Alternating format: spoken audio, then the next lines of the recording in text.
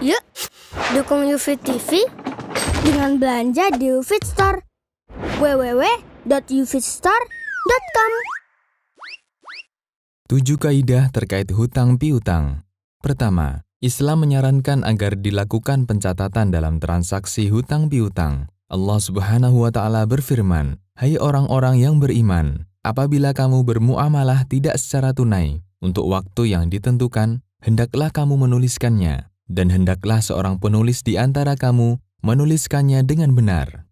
Kedua, Allah memerintahkan kepada orang yang memberikan hutang agar memberi penundaan waktu pembayaran. Ketika orang yang berhutang mengalami kesulitan dalam melunasi hutangnya, Allah Subhanahu wa Ta'ala berfirman, "Jika orang yang berhutang itu dalam kesulitan, maka berilah tangguh sampai dia berkelapangan, dan menyedekahkan sebagian atau semua hutang itu lebih baik bagimu, jika kamu mengetahui."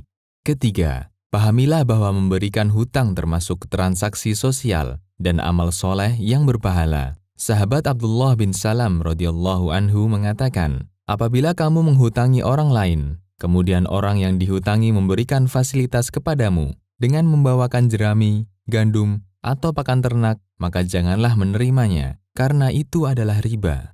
Keempat, terkait nilai penurunan mata uang. Dalam Mursyid Al-Hayran, kitab muamalah mazhab Hanafi, dinyatakan, apabila orang berhutang sesuatu berupa barang yang ditakar atau ditimbang atau emas perak yang dicetak, kemudian harganya mengalami penurunan atau kenaikan, maka dia wajib mengembalikan hutangnya, sama seperti yang dia pinjam, tanpa memperhitungkan penurunan maupun kenaikan harga.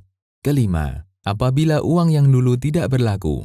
Ibnu Qudamah mengatakan, apabila hutang dalam bentuk uang kertas atau uang logam, kemudian pemerintah menariknya dan tidak lagi menggunakan jenis uang ini, maka orang yang menghutangi berhak mendapat uang yang senilai, dan dia tidak harus menerima uang kuno itu, baik uang yang dihutangkan itu masih ada di tangan maupun sudah rusak, karena tidak memungkinkan untuk memilikinya.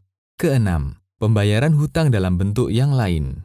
Dari Ibnu Umar radhiyallahu anhuma, bahwa beliau menjual onta di Baqi dengan dinar dan mengambil pembayarannya dengan dirham. Kemudian beliau mengatakan, "Aku mendatangi Nabi Shallallahu Alaihi Wasallam dan kusampaikan, aku menjual onta di Baqi dengan dinar secara kredit dan aku menerima pembayarannya dengan dirham." Beliau Shallallahu Alaihi Wasallam bersabda, "Tidak masalah kamu mengambil dengan harga hari pembayaran. Selama ketika kalian berpisah, tidak ada urusan jual beli yang belum selesai."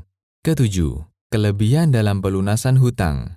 Dari Abu Rafi radhiyallahu anhu, beliau menceritakan, pada suatu saat Rasulullah Shallallahu Alaihi Wasallam berhutang seekor anak unta dari seseorang. Lalu datanglah kepada Nabi Shallallahu Alaihi Wasallam unta-unta zakat. Maka beliau memerintahkan Abu Rafi untuk mengganti anak unta yang beliau hutang dari orang tersebut. Tak selang beberapa saat, Abu Rafi kembali menemui beliau dan berkata, "Aku hanya mendapatkan unta yang telah genap berumur 6 tahun. Maka Rasulullah Shallallahu Alaihi Wasallam bersabda kepadanya, "Berikanlah unta itu kepadanya, karena sebaik-baik manusia adalah orang yang paling baik saat melunasi piutangnya."